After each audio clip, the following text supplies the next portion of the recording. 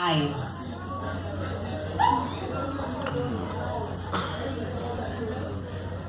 It all starts and ends with the eyes. Eyes that took a couple seconds too long to close, especially since we weren't a married couple.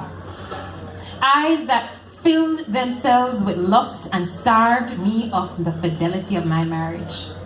Eyes that now shed tears, scalding my cheeks that were once drenched with illicit kisses. And now the damnation of the crowds fills me in. She did what? With who? And to think she's so-and-so's wife? Slut. Whore. Adulteress. Crucify him. My accusers' words are harder than the stones in their hands, and their scorn towers over me like a noonday shadow. Except for that man. They rise to strike, but he stoops to write. Their fingers point in judgment, but his fingers form words in the sand. Their hands hold stones, but his hands hold me. And once again, I find myself the way I was the morning after. Cold, abandoned, naked. But instead of my legs quivering open in ecstasy, I find them pinned down tight at the ankles. And my arms that were once wrapped tight around my lover's body are now outstretched.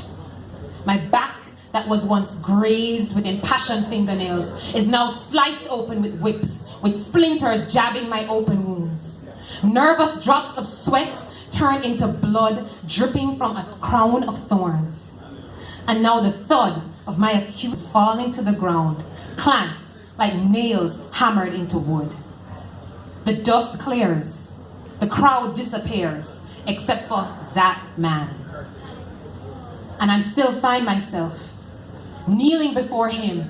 Even though he has his hands in the dirt, writing in the sand, I find my hands clutching the cross, clutching the dirt that holds his cross upright. My shame became his shame, but his righteousness became my righteousness.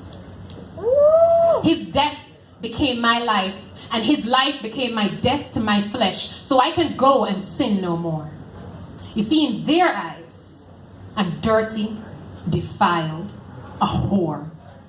But in his eyes, I am redeemed and renewed and restored. So in God's eyes, I am purified, justified forevermore. Eyes. It all starts and ends with the eyes. Woo! Kacy!